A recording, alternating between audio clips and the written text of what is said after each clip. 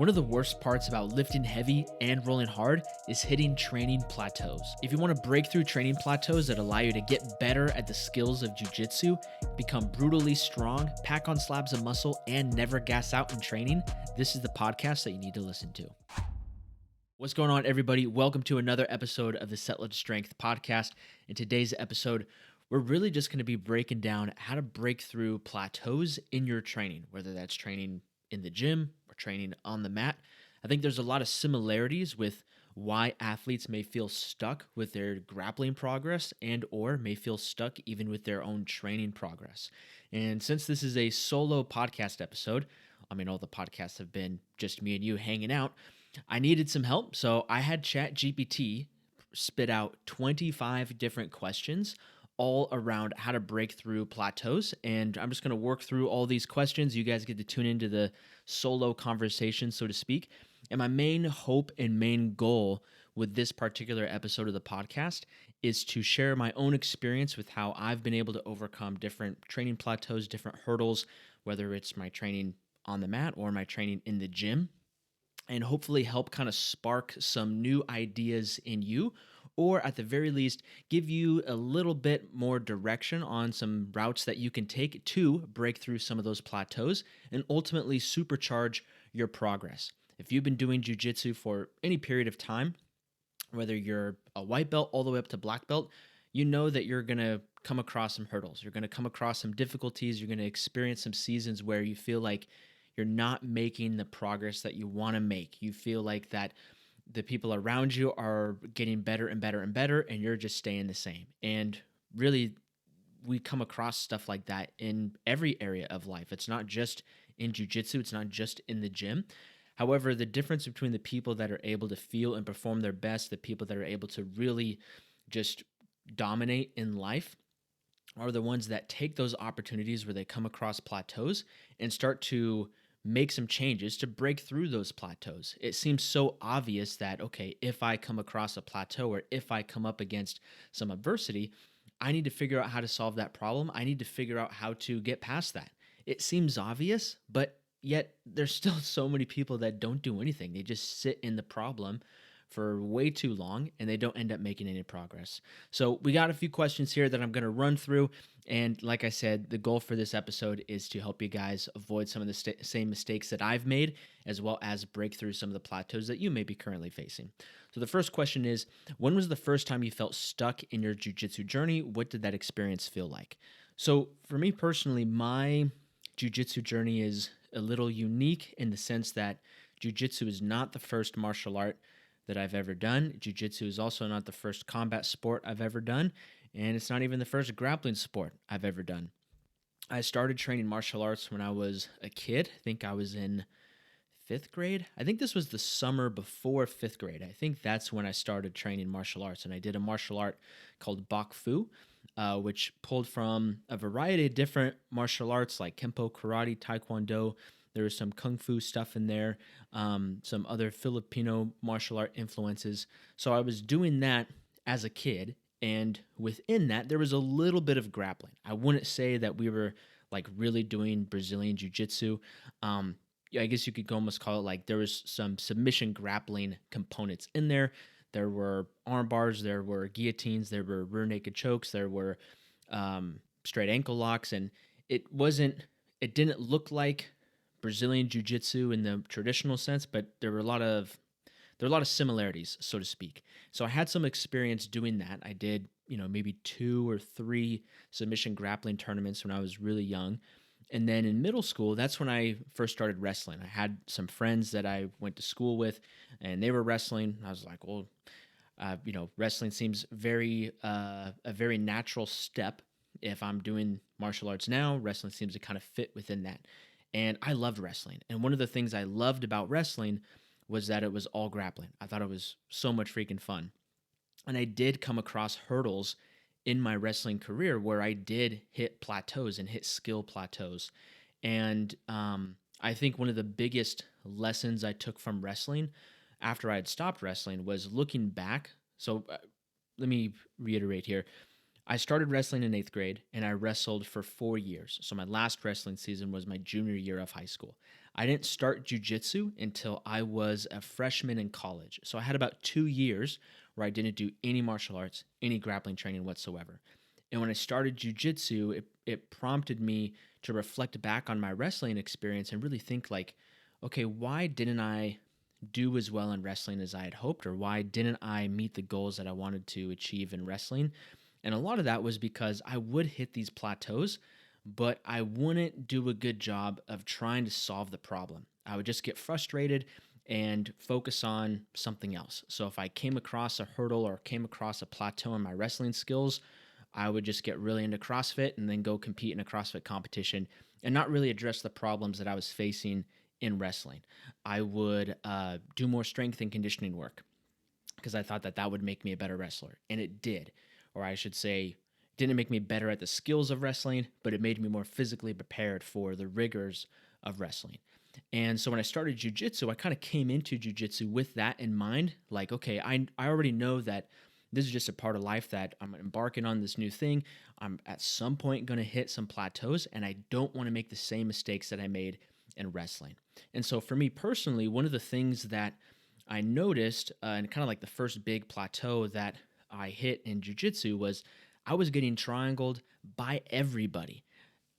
Every competition that I lost at white belt and blue belt, except for one match, every one that I lost, well, actually, now that I think about it, anyway, all I'm trying to say is I got triangle choked all the time. I was always getting caught in triangles. And there's this one tournament that I did in particular where I got triangled by this guy, and he ended up talking to me afterwards, and he's like, hey, are you from this area? We were competing at a tournament in the greater Sacramento area. And I was like, yeah, I actually live like, 20 minutes from here. And he goes, oh, okay, well, I train, in probably like 30 minutes away from where I live. He goes, we have an open mat every Sunday. You should come, kick it at the open mat and roll with us. And I never really done that before. The only time I had rolled with other people was just at jiu-jitsu or at the no-gi grappling practices. When I started jiu-jitsu, I started at an MMA gym. So there are only a few jiu-jitsu classes, only a few grappling classes per week. And sometimes I would pop into the MMA classes just so I could do the jiu-jitsu part. But this guy trained at a place that only did jiu-jitsu. And so I talked to him. He said, hey, like you should, come pop in for open mat and train with us. So I did. And so every Sunday for, I think it was like from 12 to 2, I would go to their open mat. And so that was kind of the first plateau that I remember experiencing in jiu-jitsu, was constantly having these problems with getting caught in triangle chokes all the time.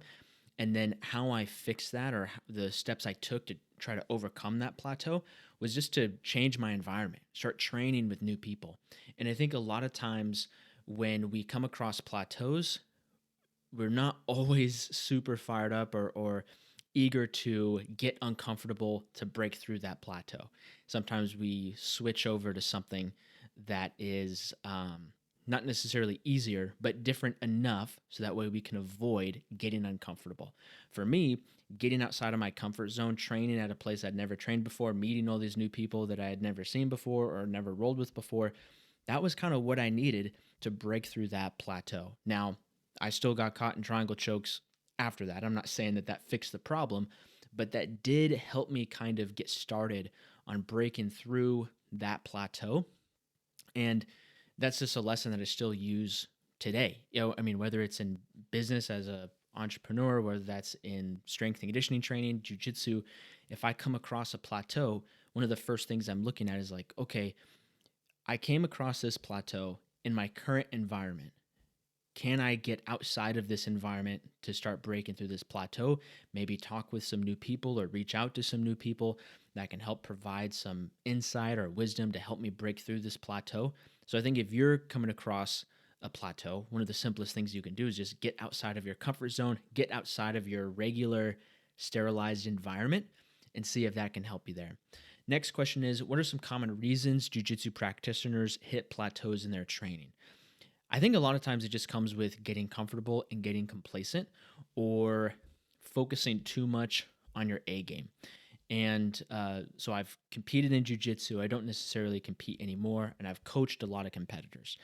And one common theme that I noticed with myself and the competitors that I coached is that sometimes you would have an A game that works really, really well. And I see this a lot at like the white belt and the blue belt level, where maybe someone was like me, they came from a wrestling background, so they're just really great on top. Like they take everybody down, pass their guard, take their back, strangle them. Or maybe they get really fixated on one type of guard, like they only do De La Hiva, they only do lapel guard, they only do, X guard or whatever the case may be. And they kind of build their A game around that. After a while, people start figuring out how to deal with that, especially in the training room that you're in. So you kind of bring something new to the training room where you start hitting people with all these butterfly sweeps, and you're giving everybody the smoke with that butterfly sweep game. And then people start figuring out how to deal with that. And where most athletes I find, or not most athletes, but especially just a lot of grapplers hit plateaus, is that people start showing resistance to their A game, and they just try to do their A game harder. They keep trying to work that butterfly sweep, even though people have figured out, like, hey, this is what I need to do to stop the butterfly sweep. I'm just going to start body locking them, passing their guard, and shutting it down. And I think a lot of times when people constantly work on their A game or constantly work on like the one or two moves that previously have worked really well for them, that can lead to some issues where they run into some plateaus. And I know for me, I had this issue big time. When I was competing at Blue Belt, I did a tournament where I had 8 matches in one day, and I went 2-6, which, or no, did I win 2 matches? No, I think I won 1 match. I can't remember. Anyway, I had 8 matches. I lost almost all of them, largely in part because if I didn't score a takedown in the first, couple of minutes, I lost. I was able to take the matches I won, I took them down, landed in a good position where I could pass their guard, took their back, strangled them. If I couldn't do that within the first couple of minutes, I was completely cooked. I could not pass people's guard very well. Once they established their grips, like whether it was butterfly guard or half guard, whatever the case may be, especially if I got put on bottom, if I got swept, I had 0 guard game. There was nothing that I could do, nothing that I could do to try to get back to my feet or try to reclaim position or anything like that. And I talked to my instructor, Cassio, and I said, like, hey, this is what happened. Do you have any advice for me? And he basically said, like, you just got to stop wrestling for a little while. Like, get out of your comfort zone. Stop only working on your A game and start developing your guard. And so what I did was I just dedicated like the next 6 months to starting every single round on my butt. I was like, I'm not going to start in top position. I'm going to start every sparring round on my butt. And then from there, I was able to start to develop a little bit more of my guard game, become a little bit more well-rounded. Now, the ironic thing is that I would say now my guard is way better than my wrestling game. I think my wrestling game sucks currently, and I would much rather just sit on my butt and try to work from bottom position. So now I need to take the same approach in my own grappling training to try to even the scales a little bit. Instead of starting every round on my butt or working only constraint-based games where one person starts on the floor, I really need to start taking into account, okay, how am I going to get better at these standing exchanges? How am I going to get better at taking people down, working on my takedown defense, and all of that good stuff? So all that to say, one of the biggest reasons why people hit plateaus in jiu-jitsu is because they only work on their A game and they don't look outside of that. The other reason why people hit plateaus in jiu-jitsu is I think they outsource a lot of their learning to someone else. So they only look at their instructor to tell them what to do. They only look at their favorite grappling athlete to influence what they do. And I'm not saying that those things are bad. Like, you definitely want to have coaches and want to have instructors who can help you along the way, but you have to take control over your own training at some point. I also think the same thing happens in strength and conditioning. One of the most common reasons why people hit plateaus in strength and conditioning is because they just outsource all of their training, all of their nutrition, all of their, hypertrophy work, all of their strength work, speed work, all of that stuff. They just outsource it to someone else. And yes, it is good to have a coach. Sometimes you need someone that has, a third person perspective that can kind of look at the big picture of everything, that has tons of experience and tons of knowledge and wisdom on how to develop athleticism. Sometimes you need someone like that to help with your training. But at some point, you have to take control over your training to start to figure out, okay, what is going to be best for me in my long-term growth. And so one thing that I like to try to do with the athletes that I coach is I tell a lot of them, like, hey, I know you're new to this. You just came into my coaching program. We're new to working together, but I want this to be like a collaborative effort. I want you to get to a point where you understand how we're training and the reasons why we're doing these different exercises, the reasons why we're implementing these different pieces of conditioning. I want you to get to a point where you understand this enough to where I'm not just telling you what to do, we're collaborating on the game plan that's going to help you make the most amount of progress. And I'm thankful to say that there's a couple athletes that I've had where I've worked with them for multiple years at a time, where when it's like year 2, year 3 of working together, I give them like a rough outline for their training, and we just go back and forth like, hey, how'd you feel doing this exercise? How'd you feel, doing this conditioning piece and then following it up with jiu-jitsu? Do we need to make any changes? Give me a little bit more feedback on what you're feeling when you're going through this training. And that has allowed us to help them make a lot faster progress and a lot greater long-term progress, as opposed to just being a drill sergeant and saying, this is what you're doing, don't ask any questions, go do it, get it done, shut up. So all that being said, I think those are some of the more common reasons why grappling athletes experience plateaus in their training. And one thing that kind of sucks is that sometimes you don't always know that you're stagnating. You don't always know that you're hitting a plateau. And the next question is kind of on that point. Have you ever noticed signs that you were stagnating? What were they? And for me personally, I noticed that anytime I hit a plateau, it's when I just come across the same problem over and over and over again. If I get submitted with the same technique like 3 times in 1 week, that like hits a light bulb in my brain where it's like, okay, I got to work on this particular leg lock defense. I know for me, there's one training partner that I have, his name's Nick. He's easily probably the toughest training partner that I have. He's so tough. And there was 1 week of training or like a 2-week span of training. So over the course of 14 days, he took my back with the same wedging back take like 3, maybe even 5 times. And I film all of my rolls, so I have everything, recorded, and I go back and watch my training footage. And he just kept hitting it on me over and over and over. And I was like, dang, how the heck is he doing that? And what I realized was like, okay, I gotta kind of stop what I'm doing and really focus on why does this keep happening? I gotta ask better questions, not just like, we've all been in that position before where we get armbarred and we ask our instructor like, hey coach, how do I not get armbarred? And they say, don't let him, take your arm. And you're like, okay, thanks coach. That really is no help at all. Or you might ask like, how do I escape the rear naked choke? And he says, don't let him take your back. So sometimes those answers aren't always super helpful, but I will say that when you come across the same problem in jiu-jitsu over and over and over again, or there's one particular training partner that keeps hitting you with the same move, or maybe maybe it's one person that hits you with the same move over and over and over again, maybe it's just kind of collectively all of your training partners can pass your guard. Like you're not that great at guard retention. If that happens, you got to pause, stop, and then ask yourself good questions, or ask people who are more experienced than you good questions on how you can break through that plateau, how you can start kickstarting that progress again. And sometimes that starts with saying like, hey, people are always passing my guard. What are the principles of guard retention that I'm obviously missing that keep allowing people to pass my guard? If Nick keeps doing that wedging back take to me every single time, what am I constantly doing to give him that opportunity to where he can pull it off so successfully? Are there some principles, or are there some things that I'm missing with how I'm, entering into the legs, how I'm implementing my own game that kind of leave this gaping hole wide open for him to pretty much teleport to my back? You got to ask those good questions.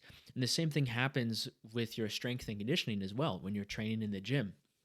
So whether you're lifting heavy or whether you're rolling hard, asking great questions is one of the best things that you can do to break through those plateaus. So if you're not seeing as much muscle growth as you would like, instead of just asking like, how much should I eat to build muscle, try to break it down to first principles thinking and think, okay, what are the most important things that contribute to muscle growth? Things like, okay, I got to work through a larger range of motion, got to do sets that are pretty close to failure between 5 to 30 reps. Okay. Got to make sure that I'm getting a crazy pump in each workout. Okay. Got to make sure I'm eating enough to facilitate hypertrophy and muscle growth and build new tissue and all of those things. As you're asking yourselves those questions, you can then start to figure out, okay, what are the things that I need to change to break through this plateau and continue stimulating progress? Next question is, how do you distinguish between a true plateau and a bad training day? That's a fantastic question. We all have bad training days. I mean, even for me this morning, I had a bad training day. I went to the gym this morning and I came home and my wife was asking me, she was like, how was your training session? I said, like, honestly, like it wasn't great. It just, the last like 3, maybe even 4 weeks of life have been awesome, except for my workouts. It just, anyway, there's all this stuff that's going on. And I would say that just a bad training session, they definitely happen, but they happen every once in a while. It's not like a consistent thing. If you've hit a plateau, that's a consistent and prolonged period of time where you're really not seeing progress or you're declining. Now, there is a difference between hitting a plateau and just needing to stick with the program and keep moving forward, so that way you can realize the progress and realize those gains.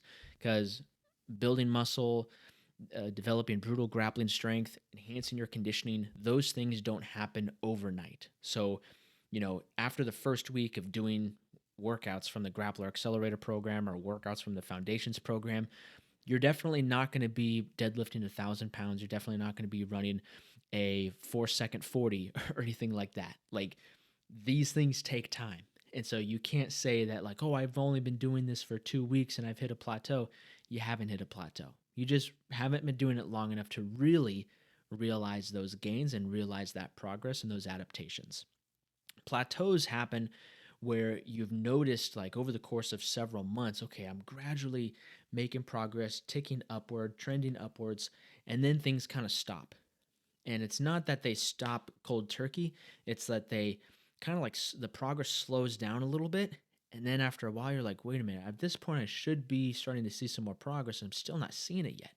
So in my own experience, I know for me, if I know I'm hitting a plateau when I see great gains in whatever my training goals are. So whether that's building muscle, improving my conditioning, getting better at guard passing, um, attacking the back, whatever it is, whether it's in the gym or on the mat, and I see good progress in those things for several months at a time, and then the progress starts to fall off a little bit, and then I don't see any change for weeks at a time.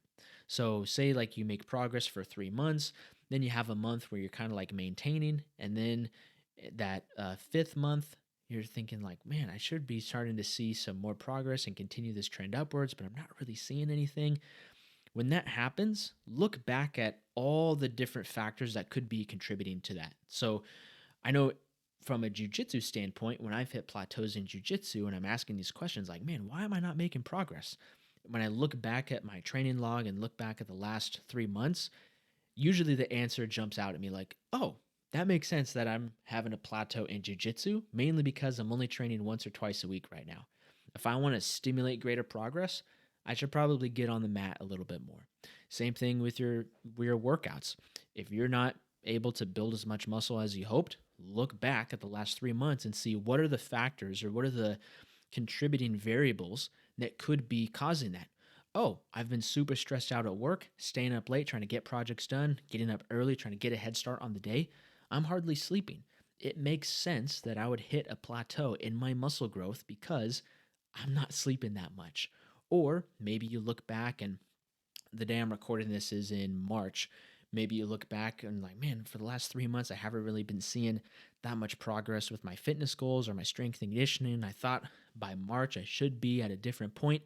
You reflect back on the last 3 months and you realize, man, I've continued and kind of prolonged this Christmas bulk diet all the way through to March. I told myself I was going to get in shape starting on January 1st, but I kind of just carried all that Christmas eating into President's Day and into Valentine's Day and then into St. Patrick's Day. And, you kind of look back at the things that could be contributing to your plateau. And at least for me, a lot of times the answers jump out at me pretty quickly. Hey, real quick, I wanted to pause the podcast and tell you about the Strength Matrix training app and our free training program called Grappler Accelerator. This is a complete training program that covers all of your needs to help you get started on becoming the best grappling athlete that you can be. Everything from a full strength and conditioning training program, a simple and clean diet guide, recovery protocols, a super sleep toolkit, and a bunch of other dope stuff to help you lift heavy and roll hard. There's already over 1,000 grapplers that have downloaded this training program and gotten started on enhancing their grappling athleticism, and you can be the next. To download this training program today, just go to thestrengthmatrix.com/grappler or click the link in the description below. Now, back to the podcast. Next question is, what technical adjustments have helped you overcome a grappling plateau or a strength and conditioning plateau? And whether it's in jiu-jitsu or whether it's in the gym, really the biggest thing is highlighting the problem and then asking good questions. This is something I alluded to a little bit earlier, but if you're coming across a plateau or a sticking point, you gotta make some sort of change. You can make a change for the better, you can make a change for the worse, you can make a change that doesn't make any difference at all. That's kind of how I look at it. So the mistakes I made when I was wrestling was when I came across a problem in wrestling where I was really struggling to I was really struggling with my single leg takedowns. I had a mean high crotch to a double, but that sweep single was struggle city. I came across that problem. I highlighted the problem, but I didn't really ask good questions about it. I just figured like, oh, I'm just going to try harder. I'm just going to lift a little bit more, do more CrossFit to get in better shape. I'm just going to not even worry about it. And I'm going to try to maybe I'll start doing lat drops and suplexes and just completely changing what I'm doing. Those changes didn't really match the problem that I was trying to solve. And a lot of that stemmed from because I wasn't asking good questions. If I could go back and talk to my 15, 16, 17-year-old self that was wrestling and tell him like, hey, you're having this problem with your sweep single. Tell me a little bit more about that problem. And that he would say like, well, every time I shoot in on a sweep single, they sprawl out on me. It's like, okay, well, why do you think that happens? Like, you're really strong and you're really fast, but they keep sprawling out. You think that might be a timing issue? You think maybe that's a setup issue? Some of those questions can start to spark new thinking or start to spark better problem solving to then kind of highlight some solutions that my younger self could have taken to then get better at that sweep single. Same approach. I mean, I use the exact same approach whenever I come across a problem in jiu-jitsu where the last problem that I was trying to solve was I could do a great job. I'd say I would do a great job as a hobbyist passing people's guard on my knees, whether it was body lock passing, um, double under passing, passing from chest to chest half guard. Like I felt like I was really strong in a lot of those positions. Where I didn't feel very strong was when I had to pass someone's guard and I couldn't get chest to chest on them. They were doing a really good job of keeping me away. So I started to ask myself like, okay, why do I keep coming across these problems? Why am I struggling to pass their guard in these scenarios? Well, it's oftentimes because they keep putting their feet in front of me and I can't get past their feet. And I usually try to get on my knees and try to squeeze them as hard as I can and walk around their legs. And if they're not letting me do that, I got to figure out some other solutions. So maybe I try to grab both ankles and throw them to the side. Or maybe I try to pin one knee down and maybe do some high step or long step passing, something to kind of change up the dynamic of how I'm trying to get past their feet, try to find a better solution to the problem. So really, anytime there's a plateau, and I'm just going to keep hammering this point home, anytime there's a plateau, one of the best ways to overcome that plateau is to highlight the problem and then ask really, really good questions on how you can adjust and how you can fix that problem and stimulate greater progress moving forward. In the gym, one of my favorite things about lifting in the gym, it's the best part is that anytime you come across a problem, there's a fun solution, I would say. So like if I'm having problems with not being able to pack on as much muscle, there's some fun solutions that I can try. There is no way any athlete, whether in the gym or on the mat, has tried everything and can be truly stuck. There's always something new that you can try. There's always something new or someone new that you can learn from to try to implement some small changes to then get back on the path to making tons of progress. And there are definitely things that I've seen, like in my own strength and conditioning journey as an athlete and even as a grappler, where I might have dismissed something or someone back in the day because the things that they were talking about didn't really apply to what I was working on at that time. But then I come across a plateau and I'm having some problems. I revisit that and it's like, wait a minute, I was dismissing that before. It wasn't really what I needed back then, but this kind of sounds like exactly what I need right now. So back in the day, I used to just completely dog on running. I hated running. Running sucked. I did so much running in high school when I was wrestling. Once I was done wrestling, I was like, you know what? I don't feel like running anymore. And I hated running. So I did not pay attention to any of these running influencers or running coaches or really anything like that. And I just ignored most of that stuff because that wasn't really what I needed at that time when I was really into powerlifting, really into bodybuilding.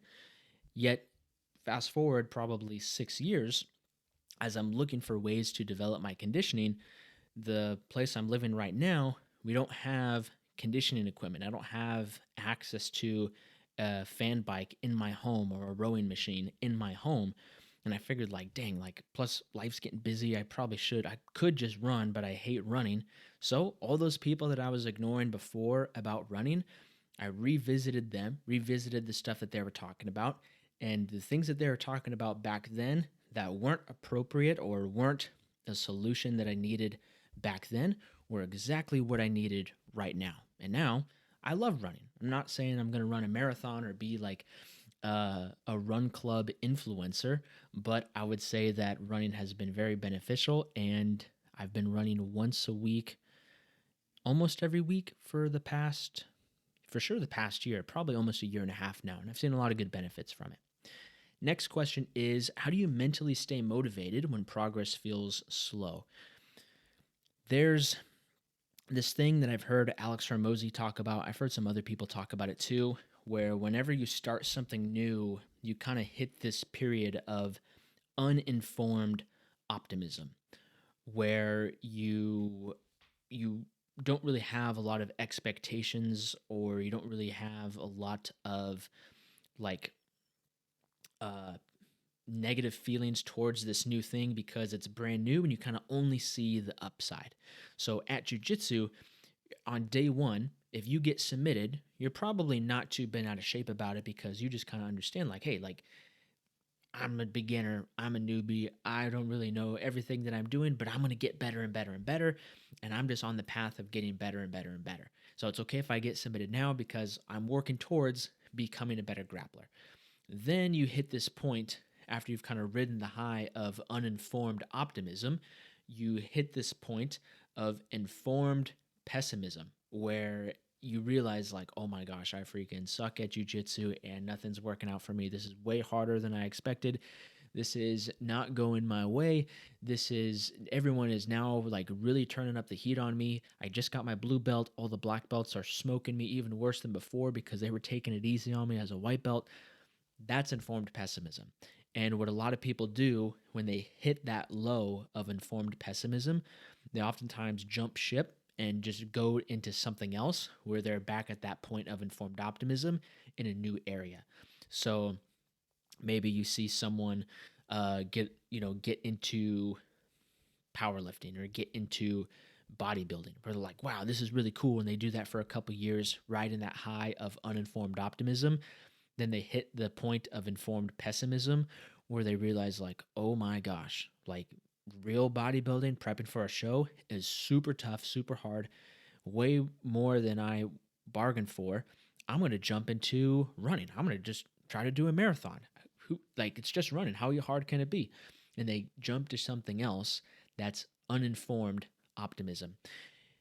So when it comes to hitting a plateau, it's important to recognize where you're at kind of in that journey, because those first two stages, uninformed optimism, if you stick around with it long enough, you're going to end up as a grappling athlete at informed pessimism. And that's usually where a lot of plateaus happen, where you've had all this optimism about learning Jiu Jitsu, but then you hit informed pessimism where you can't pass anybody's guard. Everybody's passing your guard. You keep getting submitted with the same stuff over and over and over again. And you feel like even though you're going to jiu-jitsu multiple times per week, you're really not making any progress. Once you highlight the problem, ask great questions, ask even better questions to kind of work through some of those things. If you can get through that point, that low point of informed pessimism, you kind of get to this new point, which is kind of like the third stage that Alex Hormozi talks about, which is informed realism. You have a much better understanding of, okay, it's not all good and it's not all bad. There are going to be lots of good days. There are going to be lots of bad days. There are going to be days where I go to jiu-jitsu and I feel like I'm on fire and I'm smoking everybody. There are going to be days where I go to jiu-jitsu and everybody gives me all the smoke. There are going to be days where I go to the gym and I feel great. The pumps are amazing. I'm crushing heavy-ass weights, hitting PRs. There's also going to be days where you don't feel good, where your elbow's banged up, your shoulder's banged up. You feel like, a weight that should be easy for whatever reason that day, it feels really heavy. But if you could operate in that realm of informed realism, you'll know that, hey, this is just how I feel today. This is not a sign that I'm doing everything wrong. This is not a sign that I need to change everything or quit. If you hit that plateau in jiu-jitsu, after a while, if you're in that informed realism stage, you kind of realize, like, hey, I'm kind of just in a plateau right now, which means that I kind of need to do some deep thinking and self-reflection to ask myself, okay, what is the biggest problem that I'm coming up against? How can I ask better questions to find the solution to this problem? It's probably going to take some time. It's not going to be an overnight fix.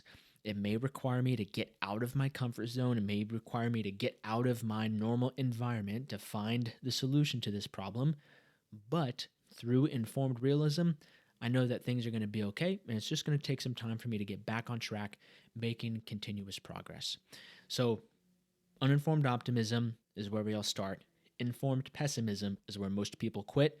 If you stick with it long enough and you try to break through those plateaus, you eventually get to the point of informed realism, which for me, I think is something that I've personally have really had to battle with over the last few years, because I felt like when I felt I was riding the high of uninformed optimism for almost all of my white belt, all of blue belt, and at purple belt, that's when I really kind of hit that low point of informed pessimism, where I really felt like I was struggling with not making tons of progress in jiu-jitsu, and things were just, it didn't seem like I was getting any better. It just felt like I sucked all the time.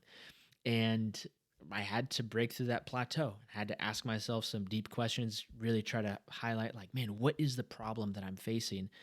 And for me personally, one of the biggest things that helped with that was getting injured.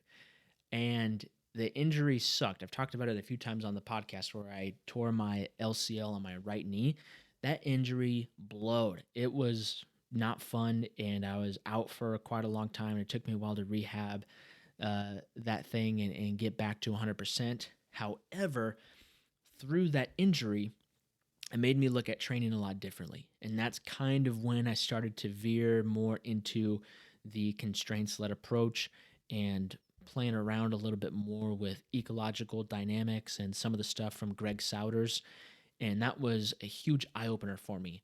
And from that low point, I was able to take that and really, the last 2 years of purple belt, let me tell you, I felt like I made more progress in those last 2 years of purple belt than I did in the previous 5 years of grappling. I've been grappling for 8 years now. So, and I got my brown belt 3 months ago. So I guess like years 1 through 6, I definitely made a lot of good progress and had a lot of fun doing jujitsu. But specifically year 5 and year 6, those years were really tough. I felt like a lot of those first 2 years were deep in informed pessimism. Once I started playing around with the constraints-led approach, studying some stuff from Greg Souders, going to a couple of his seminars, trying to implement ecological dynamics and constraint-based games into my own training, I felt like in year 7 and in year 8 of jiu-jitsu, I made more progress than I had made in the last 6 years before, and it was fantastic. And hopefully on this podcast, we'll bring Greg in for a conversation to learn more about all that stuff. I have done one interview with Greg that's on my YouTube channel currently, so if you want to learn more about that, definitely check that out. And there's a lot of great stuff that Greg is putting out. There's another guy that I listen to. His name is Bren. I don't even remember his last name. I think it starts with a V. He's a movement coach and has a master's in kinesiology and pedagogy, I think. But he has some great content on YouTube about the constraints-led approach and using it for jiu-jitsu and all of that stuff. So we're kind of getting sidetracked. You guys know that I'm a big fan of the constraints-led approach. All right, next question. Do you have a particular philosophy on dealing with frustration in training? That's kind of an interesting question. I've never really thought about what my philosophy would be on dealing with frustration. Mainly just, I don't even know if this is like a philosophy or just my take on it, but we all get frustrated. Like we all get frustrated in training. Doesn't give you an excuse to be a dickhead, doesn't give you an excuse to be an asshole, but we all get frustrated. We all come across training partners that constantly hit us with the same stuff over and over and over again, and it can be frustrating and it can suck. But that's just part of the game. That's just part of wanting to get better. That's just part of progressing through life, is that we're going to hit adversity, and it's okay to get frustrated around those things, but how we respond when we feel frustration, I think, is what's most important. Some people respond to frustration with getting really upset and kind of throwing a tantrum. And I know for myself, like, I'd play it cool at jiu-jitsu, but then I get in the car and I throw a tantrum and I'm just beating myself up in the car thinking like, you freaking suck. Like, why'd you suck so bad today? And thankfully I don't really do that as much anymore. I think I've matured a little bit in that sense, but getting frustrated in training is a part of training, and we can never expect training to be smooth sailing all the time. We can't expect our workouts in the gym to be smooth sailing all the time. We can't expect the stuff that we do on the mat to be smooth sailing all the time. And I really think that, again, this isn't really like a philosophy or anything like that, but I would say that how we deal with that frustration is what's most important. Are we going to use that frustration and let it kind of consume us to the point where we quit? Like that's a coward's move right there, to quit if you're just frustrated. Are we going to use the frustration that we feel to just be a dick and just start blaming others and making excuses for why we didn't perform as well as we hoped to perform? I think that's also some weak sauce too. I think that's lame. That frustration can be a great highlighter on some things that are like, hey, why am I frustrated about this? Why am I frustrated that I keep getting triangled over and over and over again? Is it because like I've watched 20 videos on how to escape the triangle and how to prevent the triangle and all that stuff, and I still keep getting caught? If that's the case, then it's like, you know what? Good. Like, I'm obviously not learning enough, or haven't learned my lesson about getting caught in triangles. I still have work to do. And sometimes that frustration can be a highlighter for that. So in this list of questions, there are 5 questions that all talk about strength training to enhance grappling performance. Some of them are pretty interesting. It's not necessarily that all of these have to do with breaking through plateaus, but I do think that they're worth addressing. The first one is, how has strength training impacted your grappling progress over the years? I would say that, and I know you guys, if you've been fans of this podcast and are part of the Lift Heavy Roll Hard Grappling Club, you already know what I'm going to say. Getting stronger is the number one thing you can do off the mat to improve your performance on the mat. No one ever lost a match because they were too strong. No one ever got injured because they were too strong. As you get stronger, the foundation of strength, the more that grows, the higher potential you have for all other athletic qualities. If you get stronger, you have a greater capacity to build muscle. If you get stronger, you have a greater capacity to improve your mobility. As you get stronger, you have a greater capacity to improve your conditioning. Now, some of the strength sometimes has a little bit more of a direct correlation to some of those things than others. So just because you get stronger doesn't mean that your conditioning automatically goes up. You still have to work on your conditioning, but athletes who are stronger and work on their conditioning are always going to perform better as athletes than the athletes that only work on conditioning. Same thing with mobility, same thing with building muscle and all of that stuff. And I would say that for me, when I first started jiu-jitsu, I started jiu-jitsu in 2017, and at the time there wasn't a whole lot of, I would say, great grappling strength and conditioning content out there. It was very much still focused around doing Turkish get-ups and kettlebell flows and crawling like a tiger on the ground and all that stuff. And it was just, it all sucked. I wouldn't say it all sucked, but definitely like the stuff about Turkish get-ups and animal flows, none of that stuff's not going to get you strong. Like the Turkish get-up, when people say, oh, the Turkish get-up is like one of the best exercises for getting brutally strong for jiu-jitsu, it's not. There's plenty of other exercises that do a much better job at helping you get stronger. Same thing with animal flows. Animal flows are cool. Like I think from a movement perspective, as like a kinesthetic awareness perspective, those things have value, but they're not going to make you that much stronger. And for me, I was already doing so much strength and conditioning from wrestling, through my experience with CrossFit, through my experience competing in bodybuilding. I never competed in powerlifting, but I was training at one of the strongest powerlifting gyms in the entire world. All of that experience that I kind of brought in to jiu-jitsu, I feel like really helped me excel in jiu-jitsu a lot more than perhaps some other people coming into jiu-jitsu who didn't have that same base of athleticism. I was listening to a podcast today where some guy was saying about how jiu-jitsu is like the most unathletic sport or unathletic grappling sport ever. And it did kind of rub me the wrong way a little bit because I think like, well, there are definitely unathletic people that do jujitsu, but that doesn't mean it's an unathletic sport. I think it all comes down to the specificity of what people are training for. I don't think a football player has the same level of athleticism that a jiu-jitsu athlete has. They're just different. A football player has just impressive, such amazing, impressive feats of power and speed and strength and explosiveness. However, there may be some conditioning aspects that a football player misses compared to a grappling athlete. On the contrary, a grappling athlete may really lack in some of the speed, explosive power, and raw strength output that a football player may have. So I'm kind of getting sidetracked here, but all that to say, I think as your base of athleticism grows and improves, that's only going to further drive up your overall grappling performance. I used to be really big on just only focusing on strength and just bringing up raw strength for grappling athletes. But now my perspective has kind of changed a little bit where I'm kind of looking at it as like, it's not really about like super specific types of strength that are only going to be used in jiu-jitsu. So like, oh, jiu-jitsu has a bunch of isometric holds, so we should only do isometric training. I don't really think that's the case anymore.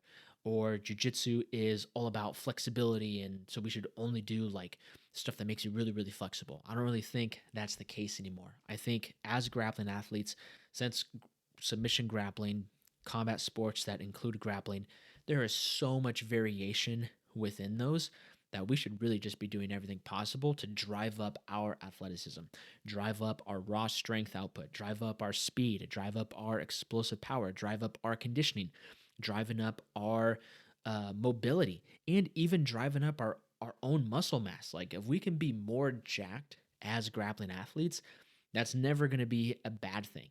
And the people that say like, oh, you don't want to build too much muscle for jiu-jitsu, I have never seen any grappling athlete build too much muscle. I've definitely seen bodybuilders come into jiu-jitsu and they're not like in the best physical shape or physical condition to do jujitsu. But if a jujitsu athlete is starting to lift weights, the idea that they're going to build so much muscle it's going to ruin their jujitsu is just hilarious, because I don't see any jujitsu athletes that are taking jujitsu seriously. I don't see them training like a bodybuilder long enough to build so much muscle that it's going to be a problem. I think a lot of times people say that just because they start lifting, they stop doing mobility work, and then they get kind of stiff, or they start lifting and they stop also working on their conditioning, so their conditioning starts to suffer, and then they kind of blame the weightlifting for those problems, when weightlifting didn't do anything wrong. Weightlifting just helping you get stronger. It's, when you skip out on mobility training, when you skip out on conditioning, where those problems start to pop up. Next question is, have you ever felt that your strength training was interfering with your grappling training? How did you adjust? Yes. So when I first started training jiu-jitsu, I was coming off of a bodybuilding show, and I tried to still use the same training split that I used from bodybuilding for jiu-jitsu, and it didn't work very well. It worked for like 6 months, and then I was just completely fried, and I had to make some changes. So my old training split was, I used to run like a Bulgarian style squat everyday program. Shout out squat everyday program from Corey Gregory. I would love to get Corey Gregory on the podcast. I think he subscribes to my YouTube channel. I don't think he follows me on Instagram, but I've been following Corey Gregory for years. So Corey, if you subscribe to the YouTube channel and you watch this podcast, let's link up and get something on the books, man, because I think that'd be freaking sick. Anyway, I was following Corey Gregory's squat everyday program, where I would do like a back squat. I think it was back squat Monday, front squat Tuesday, box squat Wednesday, overhead squat Thursday, I think a high bar back squat on Friday, and then Saturday, I forget what squat was on Saturday. Maybe it was like another front squat or something like that. And then I usually took Sundays off. And so I was training 6 days a week. I was doing all those squats, doing like a ton of bodybuilding, powerlifting type stuff. And it did interfere with my grappling training. It was a ton of work. It was a ton of volume. And even the training program itself wasn't focused on developing grappling athleticism. So I did start to run into some issues where I was like, okay, I am really strong in the gym. And some of that strength did transfer to jiu-jitsu, but my mobility isn't where it needs to be specifically for grappling. My conditioning isn't where it needs to be specifically for grappling. Some of the speed and explosive power stuff, I was really good at being explosive in the bench press and being explosive in the deadlift. Some of the rotational explosive components I completely missed. So it did start to interfere with my grappling training. And I just adjusted that by making my strength and conditioning work a little bit more specific to the demands of grappling. So instead of only doing a bunch of box squats with knee wraps and a belt and all that stuff, I started doing some more full range of motion training to really try to get ass to grass in a lot of those squatting positions. Instead of only doing explosive bench press, I would start to mix in some different types of medicine ball throws and medicine ball slams and things that are going to be a little bit more specific to the physical demands of grappling. And I would also say, too, that you have to be clear on what your training goals are and what is most important to you right now. So for me personally, I think I mentioned it a couple podcasts ago, I've been kind of on this 6-month bulk journey. I did 12 weeks of hypertrophy work. That went amazing. I started weighing like 158, I think. That was the lightest I started at. And I'm currently, over the course of this, I did 12 weeks of hypertrophy, and now I'm 6 weeks into the strength phase. So typically how I organize my bulking programs is I do a couple months of hypertrophy work, then I do a couple months of strength work, because if you can build a larger muscle, that's going to have a greater potential to produce force and get stronger in the strength phase. So all that to say, I knew that this process was going to take about 6 months. Currently in month 5, I would say. Yeah, probably like end of month 4, beginning of month 5. And I started at 158, and I currently weigh 173. So that's quite a bit of pounds that your boy has been packing on. All that being said, I knew that this was my main training goal right now. I wanted to get really, really big. I wanted to get freakishly strong. And I still wanted to train jiu-jitsu a little bit, but jiu-jitsu wasn't my number one goal. So for the last several months, I've only been training jiu-jitsu like 3-4 days a week. This week, I haven't even rolled at all. I'll probably roll tomorrow and maybe the day after, but my number one goal right now is focused on all this stuff in the gym. I still want to sprinkle jiu-jitsu in there, but I'm very clear on what I'm focused on. Once this bulk is done, I'm already planning like, okay, I'm going to try to go into like almost like the same type of training style that I was going into when I used to compete, where I was training jiu-jitsu 5-6 days a week, only going to the gym 2 to 3 days a week. And when that phase rolls around, jiu-jitsu really is going to be the main focus. But for right now, lifting is the main focus. And so as long as you're clear about what your main focus is, you can kind of start to prevent some things having too much of a negative impact on the other. So if your goal is just to get as big and as jacked and as strong as possible, you can still do jiu-jitsu, but just be realistic and knowing that you're probably going to do a little bit less jiu-jitsu because the main goal is focusing on the lifting. If the goals are flip-flopped where jiu-jitsu is your main priority, that's awesome. You just have to be realistic and real with yourself and know that, okay, that means that I'm going to be doing a little bit less strength and conditioning, or organize strength and conditioning in a way that is going to make sure that it doesn't negatively impact my grappling training. So we want to make sure that we're very clear about the goals that we have, and we organize our training accordingly based upon what those goals are. And all that being said, that kind of covers most of the questions. Hope this podcast was helpful for you guys. If you guys are enjoying this podcast and you're a listener of the Settlage Strength podcast, you are automatically entered into the Lift Heavy, Roll Hard Grappling Club. I'm happy to have you be part of the Grappling Club. And if you guys want to help support the podcast, the best thing you can do is to share this episode or any of the other podcast episodes with your favorite lifting training partner and your favorite jiu-jitsu training partner. Subscribe to the channel, drop a comment if you have questions. I try to get back to everyone in the comments as much as I can, and I'll catch you guys later. Lift heavy, roll hard. Peace.